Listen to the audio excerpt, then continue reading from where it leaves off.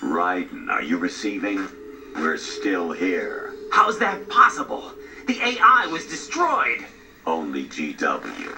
Who are you? To begin with, we're not what you'd call human. Over the past 200 years, a kind of consciousness formed layer by layer in the crucible of the White House.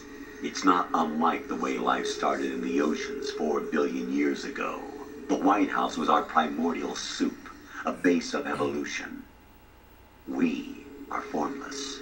We are the very discipline and morality that Americans invoke so often. How can anyone hope to eliminate us? As long as this nation exists, so will we. Cut the crap! If you're immortal, why would you take away individual freedoms and censor the net? Jack, don't be silly. Don't you know that our plans have your interests, not ours, in mind? What? Jack, listen carefully, like a good boy. The mapping of the human genome was completed early this century. As a result, the evolutionary log of the human race lay open to us. We started with genetic engineering, and in the end, we succeeded in digitizing life itself. But there are things not covered by genetic information. What do you mean? Human memories, ideas, culture, history. Genes don't contain any record of human history. Is it something that should not be passed on? Should that information be left at the mercy of nature? We've always kept records of our lives, through words, pictures, symbols, from tablets to books. But not all the information was inherited by later generations. A small percentage of the whole was selected and processed, then passed on. Not unlike genes, really. That's what history is, Jack. But in the current digitized world, trivial information is accumulating every second, preserved in all its triteness, never fading, always accessible. Rumors about petty issues, misinterpretations, slander. All of this junk data, preserved in an unfiltered state, growing at an alarming rate. It will only slow down social progress, reduce the rate of evolution. Right. You seem to think that our plan is one of censorship. Are you telling me it's not? You're being silly. What we propose to do is not to control content, but to create context. Create context? The digital society furthers human flaws and selectively rewards development of convenient half-truths. Just look at the strange juxtapositions of morality around you. Billions spent on new weapons in order to humanely murder other humans. Rights of criminals are given more respect than the privacy of their victims. Although there are people suffering in poverty, huge donations are made to protect endangered species. Everyone grows up being told the same thing. Be nice to other people. But beat out the competition. You're special. Believe in yourself and you will succeed. But it's obvious from the start that only a few can succeed. You exercise your right to freedom, and this is the result. All rhetoric to avoid conflict and protect each other from hurt. The untested truths, spun by different interests, continue to churn and accumulate in the sandbox of political correctness and value systems. Everyone withdraws into their own small gated community, afraid of a larger forum. They stay inside their little ponds, leaking whatever truth suits them into the growing cesspool of society at large. The different cardinal truths neither clash nor mesh. No one is invalidated, but nobody is right. Not even natural selection can take place here. The world is being engulfed in truth. And this is the way the world ends. Not with a bang, but a whimper. We're trying to stop that from happening. It's our responsibility as rulers. Just as in genetics, unnecessary information and memory must be filtered out to stimulate the evolution of the species. And you think you're qualified to decide what's necessary and not?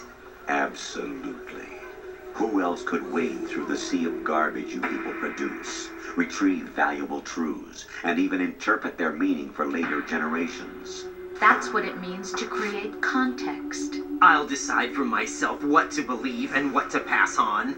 But is that even your own idea? Or something Snake told you? That's the proof of your incompetence right there. You lack the qualifications to exercise free will. That's not true. I have the right. Does something like a self exist inside of you? That which you call self serves as nothing more than a mask to cover your own being. In this era of ready-made truths, self is just something used to preserve those positive emotions that you occasionally feel. Another possibility is that self is a concept you conveniently borrowed under the logic that would endow you with some sense of strength. That's crap! Is it? Would you prefer that someone else tell you? All right then. Explain it to him. Jack, you're simply the best, and you got there all by yourself. Oh, what happened? Do you feel lost? Why not try a bit of soul searching? Don't think you'll find anything, though. Ironic that although self is something that you yourself fashion, every time something goes wrong, you turn around and place the blame on something else. It's not my fault. It's not your fault. In denial, you simply resort to looking for another, more convenient truth in order to make yourself feel better. Leaving behind in an instant the so-called truth you once embraced. Should someone like that be able to decide what is truth? Should someone like you even have the right to decide? You've done nothing but abuse your freedom. You don't deserve to be free. We're not the ones smothering the world. You are. The individual is supposed to be weak, but far from powerless. A single person has the potential to ruin the world. And the age of digitized communication has given even more power to the individual. Too much power for an immature species. Building a legacy involves figuring out what is wanted and what needs to be done for that goal. All this you used to struggle with. Now we think for you. We are your guardians, after all. You want to control human thought? Human behavior? Of course. Anything can be quantified nowadays. That's what this exercise was designed to prove. You fell in love with me just as you were meant to, after all. Isn't that right, Jack? Ocelot was not told the whole truth, to say the least. We rule an entire nation. Of what interest would a single soldier, no matter how able, be to us? The S3 plan does not stand for solid snake simulation. What it does stand for is selection for societal sanity. The S3 is a system for controlling human will and consciousness. S3 is not you, a soldier trained in the image of Solid Snake. It is a method, a protocol that created a circumstance that made you what you are. So you see, we're the S3, not you.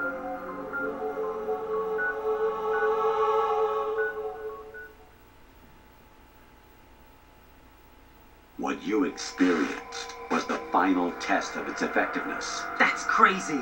You heard what President Johnson said. The Arsenal's GW system is the key to their supremacy. The objective of this exercise was to establish such a method. We used Shadow Moses as a paradigm for the exercise. I wonder if you would have preferred a fantasy setting.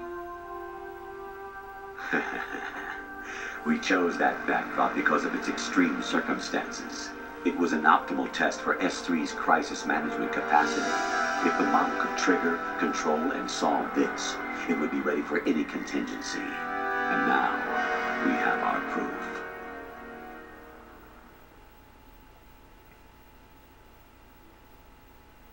Raiden, there are also reasons behind your selection. Solidus raised plenty of other child soldiers. Do you know why we chose you over them? It was because you were the only one who refused to acknowledge the past.